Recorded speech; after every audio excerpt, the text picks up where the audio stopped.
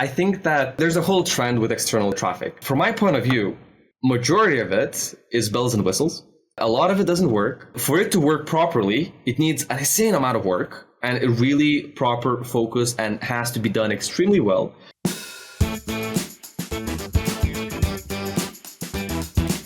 All right. Hey there. I'm your host, Ben, and welcome back to season 2 of the Amazon Strategy Show, the show that's all strategy, no hacks, no silver bullets, and no magic pills, just real practical strategy for serious Amazon sellers. All right. We have an amazing episode for you guys today. I just finished recording with Klaidas from AMZBs, and wow, this was a very, very good discussion. So if you're an Amazon seller at the beginning, middle, end of your journey, there is a lot of value all along the way. Klaidas took us through how he actually took one of his clients from $500,000 in annual revenue all the way up to $30 million, which is pretty impressive. And that's with one product.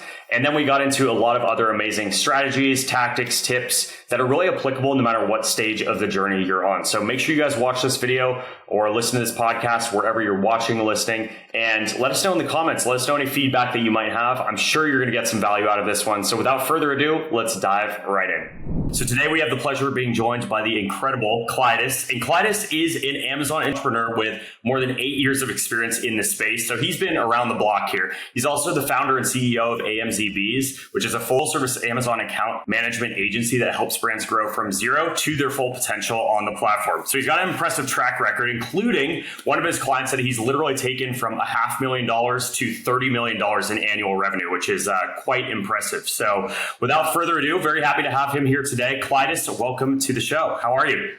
Thank you for having me, Ben. I'm doing good. Thank you for the introduction. I was going to say, whereabouts in the world are you calling in from? Because I have the pleasure of it only being 10 a.m. here, but I think you're where we're recording. I think it's much later for you. Yeah, right now it's almost 6 p.m. here in Lithuania. On a Friday, so, well, thank you. I appreciate you for taking the time, man. It was a bit difficult for us to find the time, that's true. Yeah. So we were talking a little bit before the show started, also just about, and I've kind of been feeling this recently with all the traveling, like it's sometimes you don't even know where you are, what time zone you're in. So I know you've been to a couple events, you've got a couple on the horizon. Where are you going next? New York, Iceland, China. That's the plan for the entirety of October. That's just in October. That's wild. Yeah, that's October. Then, man, I don't know how you do it. Well, somehow.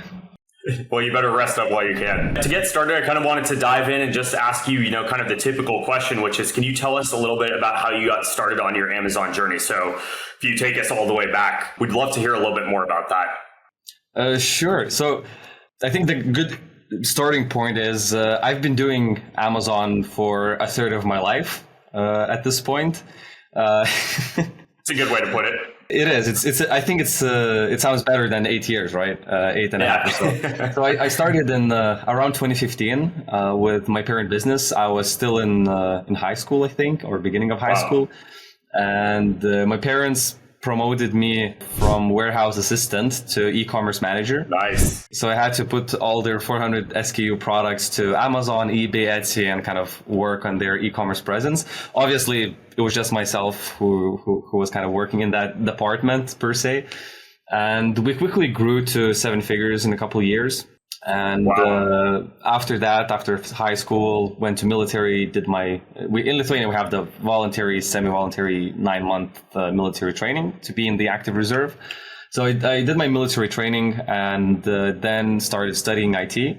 Unfortunately, I had to drop out pretty much after the first semester just because financially it didn't make sense to continue the studies when all of my clients at that point were asking for more and more time, and I was already making more than I could have after finishing my degree. So in the beginning of my studies, I started being more involved in the Lithuanian Amazon seller community. Slowly, I took over leading that community, started speaking in the events, in the meetups, organizing meetups here in Lithuania, started speaking in other Amazon conferences. And after a lot of PR, that just because people in the press, they like a young face, and I was 19, 20-ish years old, and already we had relatively good results. People just started kind of grabbing my attention as much as they could. So I got featured in TV and the multiple radio interviews, all the media articles, People's Magazine and all that nonsense here in Lithuania, and slowly started getting agency clients, not necessarily just consulting or technical stuff. And basically that's how AMZB was born. We still work with a lot of the initial clients to this day, and they're doing extremely well. And yeah, that's the beginning. I never really sold myself, never been really a seller. My family is a seller, but I don't consider myself a seller just because it's not my business, it's their business. I was always on the side of managing the accounts, on the account management, on the advertising, on the technical aspects, on the strategy. And that's where I put my focus for the last 8 years. And I think so far our clients are happy that that's where our focus went. Yeah, it definitely seems like it's paid off. I was going to say, your story is really impressive, right? Because like a lot of people, I think, follow a similar track to maybe the track that I followed, which was like, broke college kid, hear a podcast about Amazon, try to start selling, and then have success or not. Yours is like, I got featured in People magazine. I built, all this crazy stuff. And that's really cool. I think it's also because like you were successful, you were like first to the market, but you also like were there persisting and continuing to grow in the space and help others, right? I guess so. I wouldn't put myself first in the market because there were definitely older gentlemen who had definitely had a lot more e-commerce experience in the Lithuanian Amazon space. And we still talk with them and work with them in some cases to this day. Sure. And we have a good relationship because it's a very small community. But I think I was the one who started, I would say, aggressively educating the Lithuanian community. And not just the community, but the overall Lithuanian populace. I started writing dozens now of articles about how to sell on Amazon, what the Amazon world looks like, trying to attract more manufacturers here from Lithuania because we have a very big manufacturing capacity here to Amazon. So that gave a big impact to Lithuanians to kind of start going on Amazon. I also launched a couple courses in Lithuanian language. Other people convinced me to launch those courses because they just wanted me to put my thoughts to video. And to this day, the majority of Lithuanian businesses, Amazon businesses, when they hire a new person, they give them my courses to watch and learn, and only then they start doing the practical stuff. Those courses are free. Now, they used to be paid, but it's not like it's a lot of money. So trying to put more emphasis on growing here in Lithuania, the Amazon seller community. But my focus, or the agency focus, shifted to the global markets, back in 2019, like almost in the very beginning. Sure. So a lot of now do you guys, I was going to say, do you have a lot of clients now? I know you have a ton of Lithuanian clients, but do you guys also work with people in other parts of the world? Like what's it look like? I would say our Lithuanian clients are about 30%, maybe 25%. Majority of our clients or revenue is coming from the US and Europe. So Germany, UK, Australia, Japan, etc. The biggest case studies we have and the biggest successes, and the one you mentioned, the $30 million, it's one product. Like we started working with one product? Yeah, that's one product. Wow. Now it has more variations. Now that company, since literally we made them over tens of millions of dollars over these years, they started cooperating and they started, they created their own R&D department. So now we're still slowly launching new products. But the 30 million, it was 29.5 million was one product.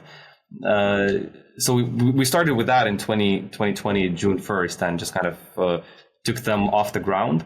But even in Lithuania, when we work with small, normal, like family-sized businesses, a lot of them are doing relatively well compared to what the potential of the niche is. And even if we look at the big numbers that, $30 million a year, 12 or $11 million of profit, like these are huge numbers that, if we're being fair, aren't really reachable for the majority of Amazon sellers. Like statistically, sure, most likely you're not going to reach that.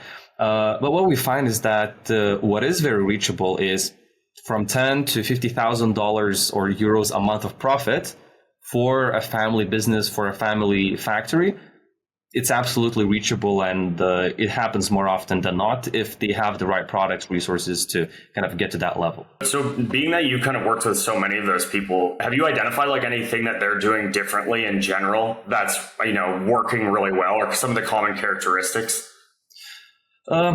It's definitely a good question, and something that I always like to point out, like there's no magic in any aspect of what we do, of what our partners do, of what Amazon sellers do. It's just proper, good, solid principles, business principles, and a good product market fit.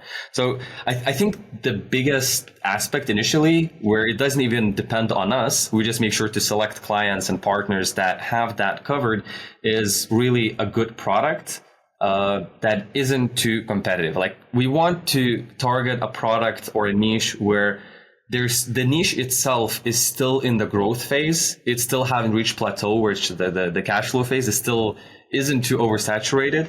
And the product quality is something that we really want to put a lot of emphasis on, just because when we have a really good product that is selling at the right price, that kind of has that meeting point, eventually things work out well, right? Then we have the standard, right? We want to make sure that we have the absolute best premium content, the visuals, the A++ content, all the brand stories, Amazon Lives, Amazon posts, have proper SEO in the listing. Make sure the listing is like super optimized. And then it's just a lot of advertising, advertising, and trying not to go out of stock as much as possible. That's actually that was a really great. Like I can tell now that you've done courses, you're an educator, right? Because that was a really good way of breaking it down. It's like so much of the whole Amazon game, from what I've seen too, is it's really just doing the simple basic things. They're not easy, but they are like straightforward, and following that process, getting a really good product, listening to your customers, making sure it has product market fit. And then there's all these other shiny things that are important and really useful, right? But they're kind of distractions until you're at that stage, right? Like A+ content doesn't matter if your product is horrible and you're getting a 3-star rating, right? And I feel like that it's really easy to forget about that stuff when you're like, oh, I got the product, it's okay, but now I need to do my A+ and all this other stuff, This is a very good point, the shiny object syndrome, and this is what we find in businesses that are failing in a way. They are really chasing the shiny objects, the fugazi, the feng shui, the fairy dust, like they say, like some things that don't really bring enough value, but they look good. And you think they might bring value, but when you're a $30,000 a month business, Amazon Post isn't going to do much, or Amazon Lives isn't going to move the needle per se. Like you probably still have to put all your effort and money into advertising, like into your content, into your listing, into your product, into advertising, until you get to the point where it makes sense. Like we start doing press releases when the brand is at least $100,000 or $200,000 a month. We start doing DSP when we're already maxing out what Amazon advertising has to offer, because DSP is just expensive as hell. So not following the shiny objects is one of the key things.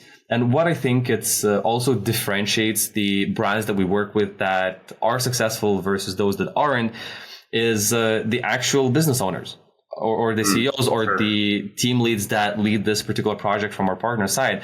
Because we have had experiences where our clients aren't business people. And I say, I don't want to offend anybody, and I say that with utmost respect, but some people have the mindset of an employee, which is, it's a good thing. Like it's nothing bad. There are crazy people that are entrepreneurs, and there are normal people that don't want to live this crazy, stressful life as an entrepreneur. So we had clients where they broke down to the pressure, because this business is risky.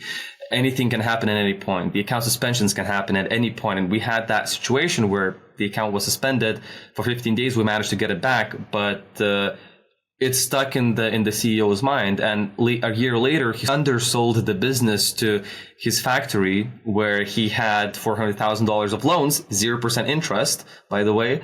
Just from that pressure from all the sides and that nervousness that the business could go under, because there has been a situation where the account was suspended.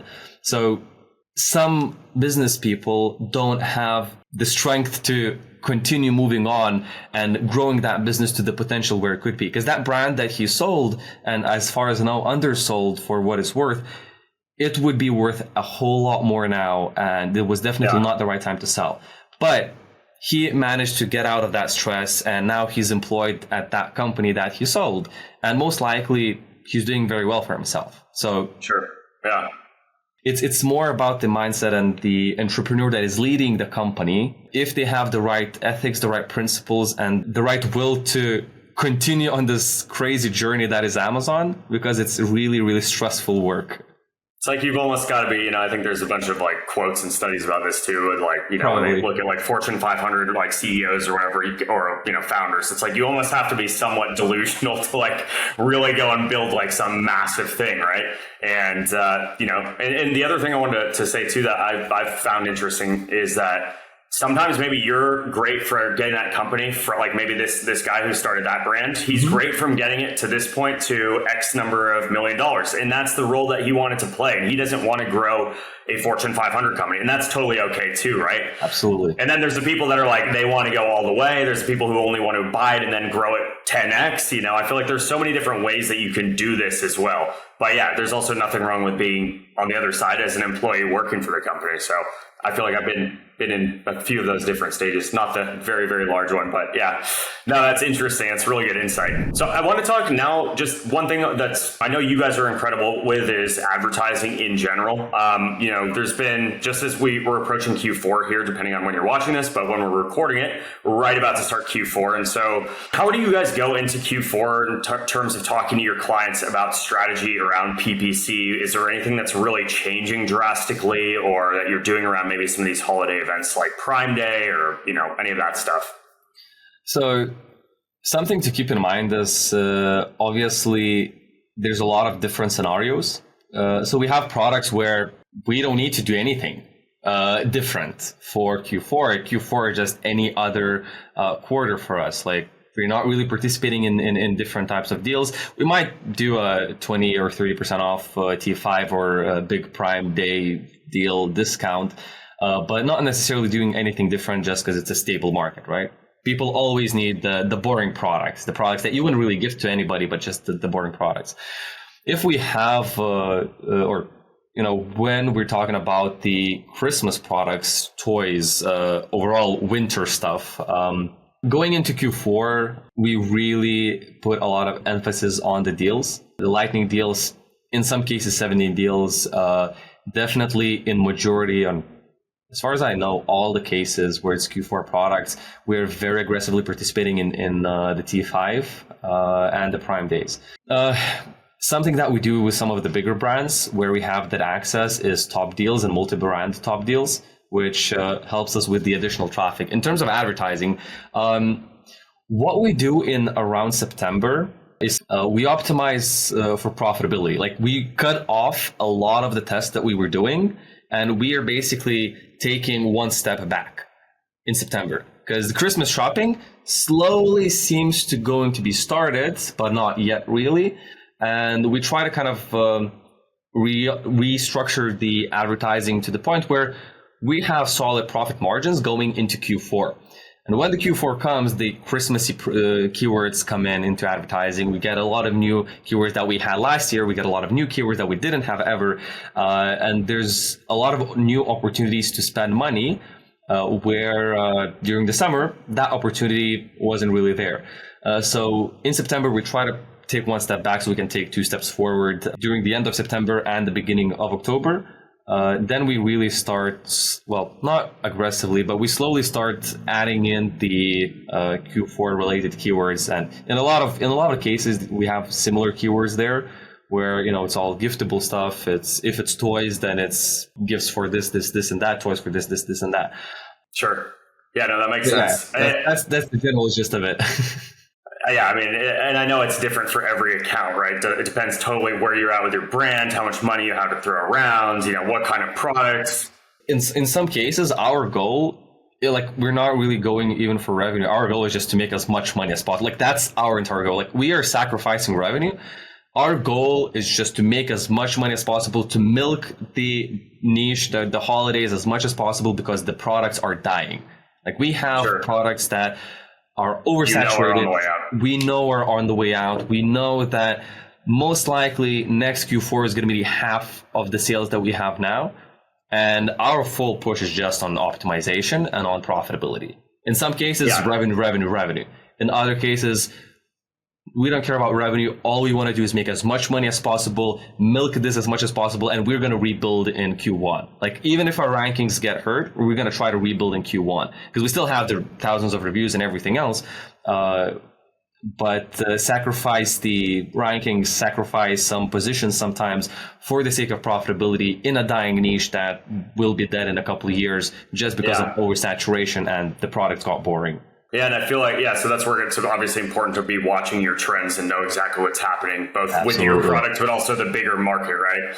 I think the other thing too is it's interesting because when I used to manage like advertising on accounts, like I would think a lot about like, oh, Prime Day, we need to increase our budget, we need to spend, we need to participate in lightning deals, all the things. And I've talked about it on a couple different episodes of this show, but I think there's definitely my views towards that have shifted, and I've heard the same from other brands too, where some brands are like, hey, we know everyone else is going to go and blow a huge budget on this thing, and so we don't want to go and do that, right? Those brands are doing it maybe just so that they can increase their ranking, and they're going to, exactly what you said, like they know they're not going to be profitable for Prime Day, but they want to get ranked better in their space and really set that foundation going into the rest of the holiday season. But then it's like on the other side, you save your budget by not, going that route. And, so there's really always like different strategies and arguments, but yeah. So when we're working with supplements that are extremely competitive, like Prime Days and T5s is like a bloodbath. Like we are just hoping to not go into negative too much. Just because if we don't do nothing, if we don't do deals, even the 30% deal, it's almost at a 0% profit margin now. So, and then we have to spend money on advertising. So if we don't do that, we are falling behind, and we have been through this with some of the brands when they didn't want to do those deals. We are falling behind. In some cases, we really try to kind of put the advertising budgets into frames, like not overspend, not go above and beyond, because in a lot of cases, a lot of those clicks, they are just wasted, and we still get the visibility from our organic rankings that are boosted because our product is really better than the competition.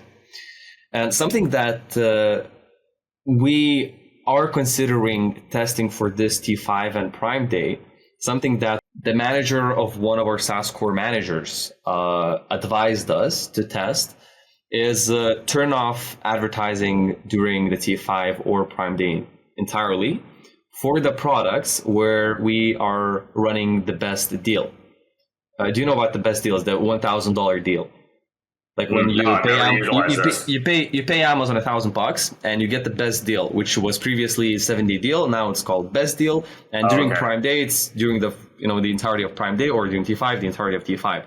And Amazon's, their reps say, like, their logic is, you're paying us money to advertise your product. If you advertise your product yourself, you take up the space that we would have put your product in. So what we're going to try to test with not essential products, and not the products that are like our big winners, to see if it works out, is turn off, like, run the best deal, pay $1,000 to Amazon, have our product featured in the deals page, and most likely rank to the top of our main category first page. Is turn off all the advertising for that particular product and see the performance. Because then you save, like, you give that deal, like, you still have a very compelling offer. You still have your high organic rankings, and your conversion is going to be increased. It's just more giving Amazon the space to put your product into placements that you would have taken with advertising.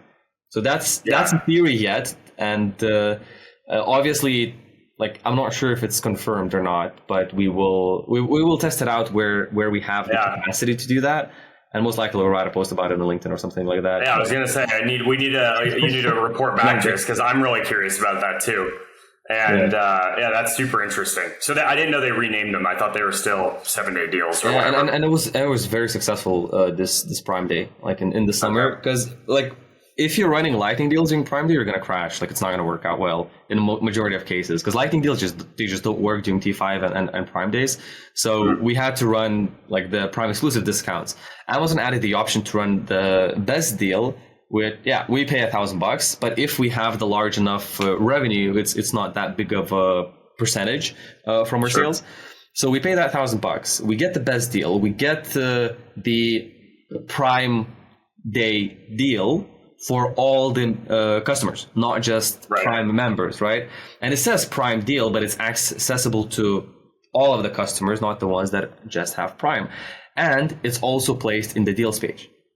Deals page is a place where with high velocity products, we're getting a lot of traffic. Like this is one of the strategies that we use with high velocity products to just get not free traffic, but every single week we run a lightning deal and we get a bunch of free traffic from there. So during the T5 and during the Prime days, running the best deal or, best deal, it brings us that traffic as well alongside the natural Amazon traffic that is searching for our products. Sure. That's cool. That was actually going to be my follow-up question is with lightning deals, because you said those aren't as successful for your clients from what you've seen during, these events.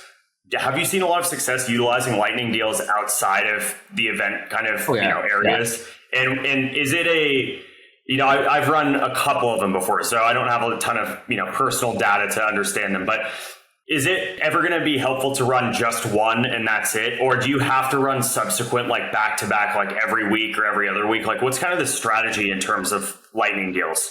So first I'd like to set the scene. The purpose of lightning deals is to bring you traffic. The purpose of 7-day deals, or now as they are called best deals, is to bring you conversion and ranking, right?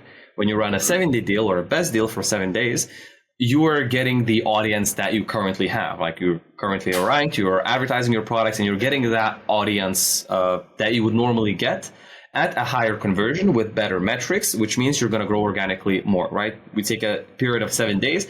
That's a good enough time frame to give you an organic ranking boost. Whether you stay ranked higher or not, that's up to your product. And does it have the right to rank in those higher spots at your current price without a deal?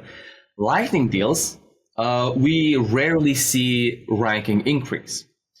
With lightning deals, our main goal is to get the traffic from the deals page. Our goal isn't to increase conversion on our current traffic because this is only for 12 hours. It's not that big of a needle mover. So what that means to rank on the deals page to actually get that traffic, we have to have a higher velocity product than majority in our main category. So that means our product already has to be successful enough with good content, with strong reviews. Most likely we're talking in tens of thousands of reviews. With strong reviews, at least 4.5 stars, of course, and it has to have a more general audience interest. If you're selling, I'm trying to look for a product that is like super niche. High-end skincare, or if it's like expensive skincare. Yeah, let's say you're selling high-end skincare for women above 36 years old, right? You have a specific audience, and it might be a specific skincare product for specific type of skin. Like it's a niche thing. Yeah, you might be doing good sales, but it doesn't really apply to the general audience. If you're selling phone cases, how many people have phone cases? Men, women, children have phones, and they would like to buy a phone case.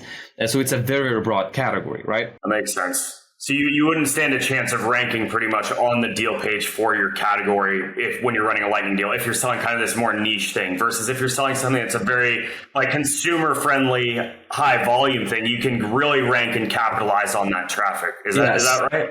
It's more or less, yeah. So if your product isn't appealing to the general audience, you're going to have a lot harder time.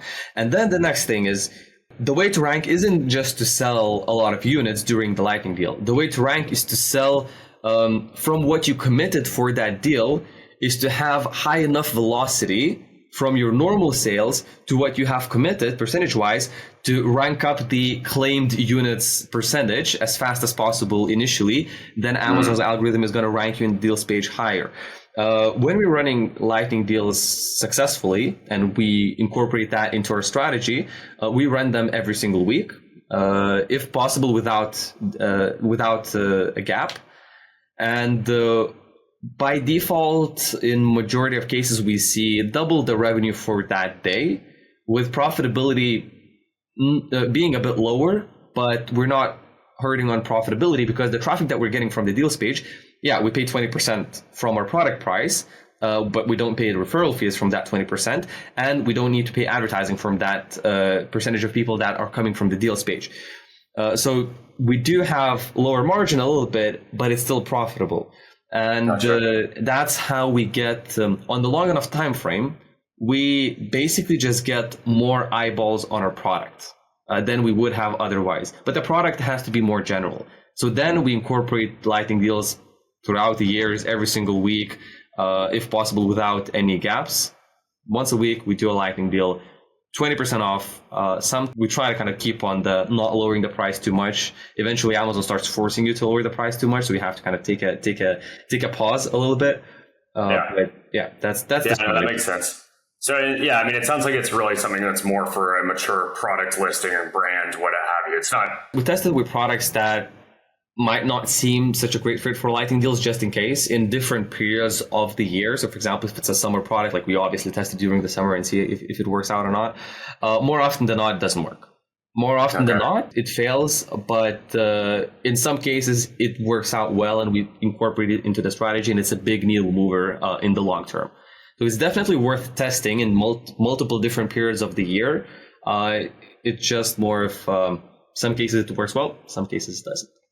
Yeah, and I feel like, and that's, I mean, just one comment too is Amazon. It's all about testing constantly, right? It's like you got to always be testing different things. I have a couple other questions I just wanted to ask too. So one is just about long-term strategy. I know where we just said that this is more of something you'd implement later on in kind of your Amazon trajectory. But how do you plan with clients that you, like this person who went from, $500,000 annually to 30 million? What are you guys doing to kind of, and how far out are you looking when you're kind of planning their Amazon strategy? So that particular case is a little bit unique because when I started working on that brand and when I took them to those results, I didn't have a lot of my team, and I was myself with an assistant and one employee. Now we're a team of 20 people or so. And with that client, for my team, mainly I represent the client, if that makes sense. Like, this is the only account that I, as a CEO of an agency, still manage on the high level. So I am the one who's making sure we don't overspend. I'm the one who's looking into the strategy of the top level strategy, where usually the client should direct us what to do with their money, how much to spend on DSP, how much to spend on advertising, if to spend less on advertising. With the client themselves, with the company that they've built over the years, we don't necessarily touch the, advertising spend or ACoS or things like that. We look at the revenue and bottom line profitability. Like, these are the KPIs that we work with. When we plan the strategy to the future, obviously in Q1, we actually have live meetings. So I take some of my team and we fly to Florida to them. And we have live meetings over multiple days to strategize for the remaining of the year, to forecast what we think we could reach. So, we can begin taking out loans and start manufacturing hundreds of thousands of units of products because the scale is relatively big. And it's a heavy Q4 product per se. We still do well in the rest of the year, but Q4, it's a big part. So we don't necessarily look at where Amazon is concerned. We don't necessarily look at 10 years into the future. We look 1, 2, 3 years into the future. We'll look at new products when we're launching different new products, what the strategy for those new products is, what we're doing with the current product line. Main focus is going throughout the following year, but we do look 2, 3 years into the future with the product launches to make sure that we have new things invented. And as far as I know, almost all the products that we launch, we patent. We make sure to patent because we are following the model that we began with, and it's working really, really well. So we're creating unique products that aren't in the market yet, literally something that's been invented and created from scratch, or basing the idea on what we currently did. Oh, interesting. So the strategy meetings, they they don't extend 10 years into the future. In a business sense, where we look at their entire business model, we look at 10 years, 20 years into the future, what our plans for exit is, if we want to exit or not. In this case, we don't want to exit. So aggregators, please don't reach out to me. We don't have plans to do that in the nearest future. But we talk about the overall company, because that company now, they're doing good revenue with distributors, they're doing good revenue with other marketplaces, where even though we don't necessarily have we don't charge for that, like we don't really work with that, we still help them to make sure everything's on track and other areas of their business will not hurt Amazon. Because as more seasoned Amazon sellers know, when you start mixing in retail distributors, there are a lot of moving parts that come to bite back on Amazon, with barcodes, with transparency programs, with counterfeits, with other marketplaces, with catalog changes where you can't change listings, with different types of product suspensions, etc. So there are a lot of moving parts that I want to make sure that we have covered, that in 2 years or 3 years, we don't run into problems that we already know would happen happened with our other clients in the past. So we kind of try to prevent that when we look at the entire business strategy, not just Amazon. Yeah, if I answered the question correctly. Sorry, you did. I mean, you answered it. I'm like impressed by how that's a very comprehensive look at it. And I know that client, maybe there may be a higher touch point client of yours, but generally speaking, I feel like it's just impressive to hear you guys really take a look at it. Like, it's the thing is, right, they're not special in any way, shape, or form, but when you reach 8 figures of revenue, that's what is needed. And when our clients are getting to that point, that's what we start doing. Because we have in our portfolio companies that are over 100 years old. Like, we have companies that have been alive longer than I think my grandparents. Yeah, longer than grandparents and some great grandparents. Like, they have been along for a long time. And with them, we have to, even though we're doing very little revenue on Amazon, there are so many moving parts that we have to touch a lot of different departments from their company to make sure that things are being done properly with other areas of the business, so we can proceed with Amazon the way we want. It takes a lot longer. We are definitely moving slower. But when we get to multiple 7 figures, 8 figures, multi 8 figures, 9 figures, etc., we have very strong foundations where the business itself is concerned. Because eventually things come and bite you in the ass. Yeah, it definitely starts getting complex pretty quickly. I wanted to ask, Klaidas, what are you most excited about in this whole Amazon or e-commerce world right now? Like, is there anything that you're like really like, oh, this is an interesting new release, or I don't know, or is AI the buzzword? What is the thing that you're kind of excited about right now? Like, aside from what you do just in the day-to-day operation. So there's a lot of buzzwords, as you say, AI, all these things. And I know a lot of thought leaders, and I don't necessarily consider myself a thought leader. I just post stuff on LinkedIn sometimes that I found, and it's definitely not something that I make money from. But there's a lot of thought leaders that are jumping on every single opportunity, that are covering it as much as possible. They're incredibly excited about every single feature. Like, even the recent one, the hourly bid changes that Amazon just introduced, which is impressive. It's awesome. Like, we were doing that with some accounts on softwares, but now we're going to be able to do that with Amazon. So it's definitely, there's a lot of definitely exciting things. I would say we are not slower to adopt those things, but I would say that we are a lot more cautious with the majority of our accounts on the new features that Amazon launches that aren't yet experimented on, and the new buzzwords, the AI written listings, etc. Like, we still prefer to do what works,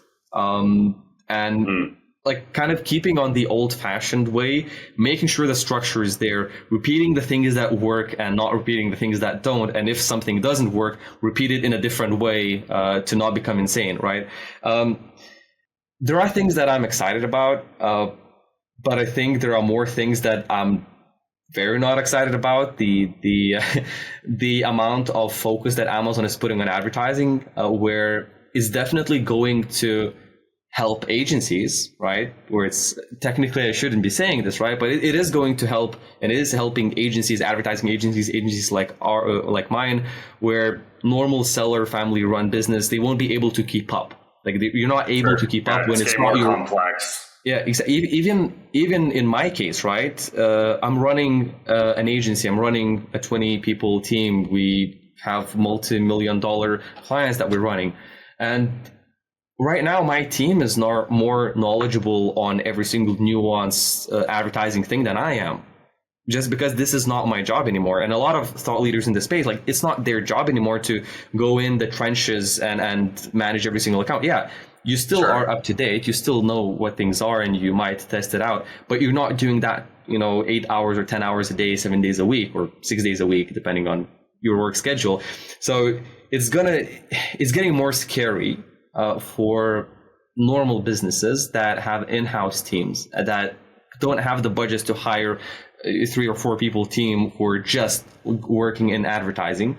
It's going to be a bit better for agencies, I guess, from that standpoint. But what tends to happen is that we have to spend more money on advertising. And from our partner side, like this is something I don't like. I don't want to spend more money on advertising. We want to make our partners as rich as possible because that means they will have more money to invest into the business and we can grow together. So that is something that scares me, not necessarily excites me. Yeah. The AI, I'm honestly, not really, like it's. That's a good answer, though. Yeah, I'm not sure what I'm like so excited about that would be worth really sharing. Like we're doing things that are working well. We are generating results that are working well. We're launching new brands, or new products, new brands, etc. every single month, and we try not to jump on these types of trends. So for example, remember when Amazon took off, included rebates into their terms of service where generally you can't no longer launch rebates. Mm-hmm. We never did that. We never did rebates for our clients when that was introduced, when the whole Amazon community was in turmoil, everybody was freaking out. For our clients, for us, absolutely zero things have changed. We have still been on the right track for growth in every single case because we weren't relying on strategies that are questionable and aren't the pillars of business, right? And the people, after half a year, once things settled down, they started using advertising strategies that we've been using for a year already, that were working for us without any rebates, right? And we were making a lot more money with those strategies than with rebates.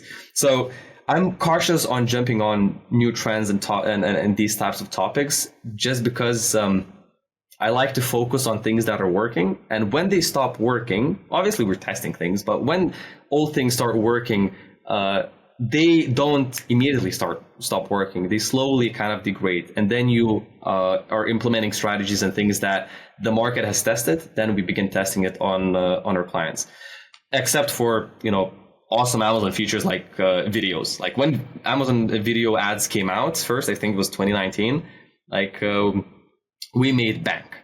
Honestly, we made bank with clients that had content ready. We were advertising for 10 cents. Now I think it's 25 or 35 cents minimum, but we were advertising for 10 cents a click on the most, literally top 5 biggest keywords in the entire Amazon. We were getting 10 cents a click. And we were just raking in money. We had 10%, 7%, 12% ACOSs with huge numbers. It died down quite quickly in half a year.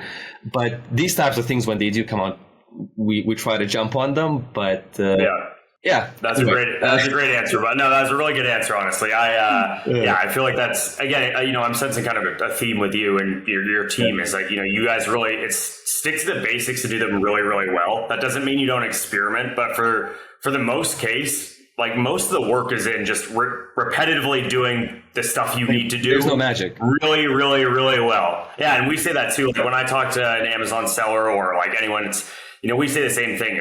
We don't, there's not a magic wand you can wave. Everyone has the same Amazon platform to work with. You just have to know how to do, what levers can you pull and which ones should you not pull or stay away from. And sometimes maybe that's that lever. That's the brand new release of this feature that you're I'll wait for version 5. You know what I mean? But other times it's what you said. It's jumping on video ads because your CPCs are going to be insanely low. You can get ranked really high for an expensive keyword because other advertisers are being slow to get there, and you're already in the mix, So it is kind of a balancing act, which is cool. I wanted to take a second. So, Klaidas, have you ever had pineapple on pizza before? Yeah. Okay. Does it belong? Does pineapple belong on pizza? Generally, if it has enough meat, yeah. Like it actually adds a good contrast to the pizza. I don't necessarily go out and order pizza with pineapple on it, but if there's a pizza party and somebody does, like, I will eat a slice. So the answer is yes. The reason I'm asking is because this is kind of my transition into our controversial take section. So I normally just like to ask our guests if they can give us kind of a controversial take, an opinion that maybe is different from the space. I actually feel like what you just said was actually one of those, but maybe if you have another one, do you have something else that's kind of a controversial take that maybe you believe that other people don't, or other people are currently focused on the wrong thing? Mm-hmm. So, like what I said before, yeah, I guess that could be controversial. I'd like to pull from that, and that being as the base for everybody to more understand what my thought is toward these things. I think that there's a whole trend with external traffic, right? TikTok advertising, it was like a huge thing, and everybody was like jumping on a TikTok, influencers, Facebook groups, and a whole lot of external traffic. From my point of view, majority of it is bells and whistles. A lot of it doesn't work. For it to work properly, it needs an insane amount of work and a really proper focus, and has to be done extremely well. And when Amazon sellers or smaller businesses that don't have human resources to concentrate on those things, really solid, good people who are knowledgeable on TikTok, who know how to get things viral, they don't have people who are very, very knowledgeable on influencer marketing, and they try to do everything themselves. They take away effort, focus, time, and money from Amazon internal advertising.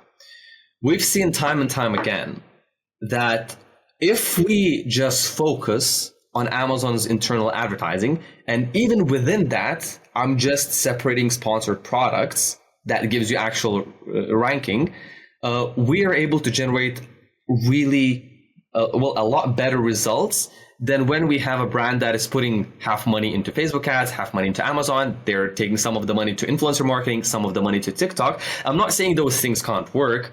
I'm saying that in majority of cases, in niches that aren't overpopulated, because that's the niches that where you can actually make a successful business and make money without burning money, the lowest hanging fruit in 90% of those cases, or 95% of those cases, is going to be Amazon advertising sponsored products.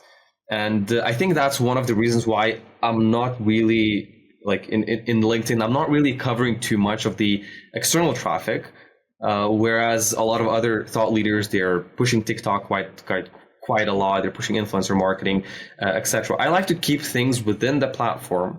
And when we have solid stability there, then we might try to experiment on this thing, experiment on that thing. There's a different story when we have a client. So we work with one of the fastest growing startups here in Lithuania with supplement products. And they have massive outside traffic. They have massive teams for Facebook and TikTok and etc. advertising. We are absolutely utilizing those assets, right? We want to utilize those assets. We have more money than we can put on Amazon advertising without burning that money.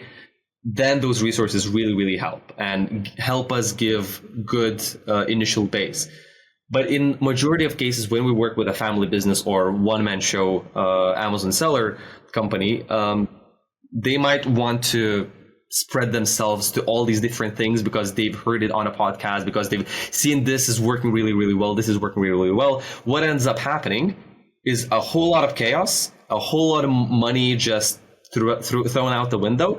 And the end result is, in all the cases, is either we facilitate everything back into Amazon advertising, put all the money and effort into sponsored products and sponsored brand, sponsored video display when it's time, or that seller quits selling on Amazon, or we stop working with them because there's no way to generate results when we have no ability to focus on the thing that actually works. Yeah, so I think that might be a controversial take. I'm not sure if it fits the. I agree because I think, well, especially right now, in just my experience, I think there's been a lot more buzz around the Amazon attribution space and driving external traffic. Like it's good, even Google Ads, they have a space there, but it shouldn't be the main focus of, or sometimes even if 10% might be a lot to take away from the initial things that actually is proven to work. Yeah, well, I agree to an extent too. Like my take on it is exactly what you were kind of alluding to there is like, it makes sense when you're a mature brand who's really maybe tapped out a lot of the ad format types that you have available to you and like you're really well ranked. It's like, okay, maybe then it's time to go explore these other opportunities.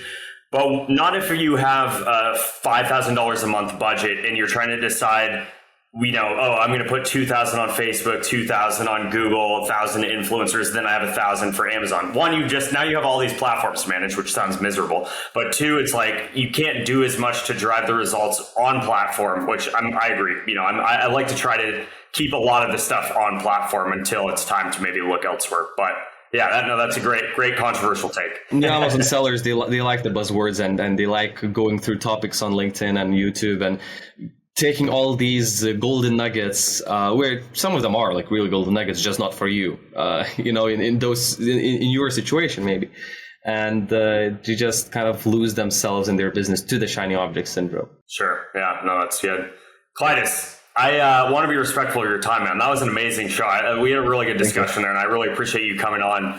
I think probably worthwhile to have you back for 2 or 3 or 4 more because you've just gone through like so much good stuff in that. So I wanted to turn it around real quick to you and just say, where can people, or ask you, I guess, where can people reach you? What's kind of the best place to connect with you? I know you've mentioned LinkedIn, but what works best for people who might want to reach out? So if you just want to reach out or follow, read some of my content, LinkedIn definitely is the best place. I'm sure we might have a link somewhere or my full name somewhere to copy and paste into LinkedIn. You can connect with me there or follow me there and engage in my post, and we're going to connect. Or if you are a mid-sized brand, with solid, good foundations, good products, and you think that there is a possibility for us to partner, where I don't want to sound too obnoxious, I would say, but we do have quite strict criteria to who we accept or not, because we are a relatively smaller agency with very limited capacity. But if you think that you have a solid product, good business plan, and you're already selling and you are showing good results, definitely go to our website, fill in the application, have our team is going to reach out, we're going to talk. And even if we don't start working together, we're going to audit your account, show you the areas that you can be improving yourself to grow to the point where we might begin working together. So if you are an Amazon seller, go to our website, fill in the application. Let's do an audit on your account and see where it takes us. And if you just want to follow me on LinkedIn, please do. Let's connect there. Love it. I love it. Awesome. By the way, for anyone watching this, all the links will either be in the show notes or if you're watching on YouTube, down below in the description. So we'll make sure we put your full name there. Klaidas. How do you say your last name again? Remind us. Klaidas Siuipys. Siuipys. Okay, cool. So all of Klaidas' information will be down there. But I just want to say again, Klaidas, thanks so much for coming on the show. And for everyone watching today, anytime. We'll have you back 100%. Bye-bye. Take care. So that brings us to the end of this episode. Thanks again to Klaidas from AMZBs for joining us today. That was an awesome episode. We got to learn about his background, his 8 years in the whole Amazon space, how he took a client from $500,000 to $30 million in annual revenue, which was pretty incredible, and a lot of really, really valuable nuggets along the way. So I hope you guys got some value out of that wherever you're watching or listening to this. And if you did find value, we'd appreciate it if you could kindly give us a rating. If you're watching this on YouTube, give us that thumbs up button and share this to a friend if you find some value and you think they would too. Obviously, don't forget to follow us on our social media pages for updates, behind the scenes content, and more. And you can find the links to everything, as always, in the description box or show notes for this show. So that's it for today's episode. Mark your calendar because we're going to be back next week for another captivating discussion. But until then, my name is Ben Smith and I'm signing off. Happy selling.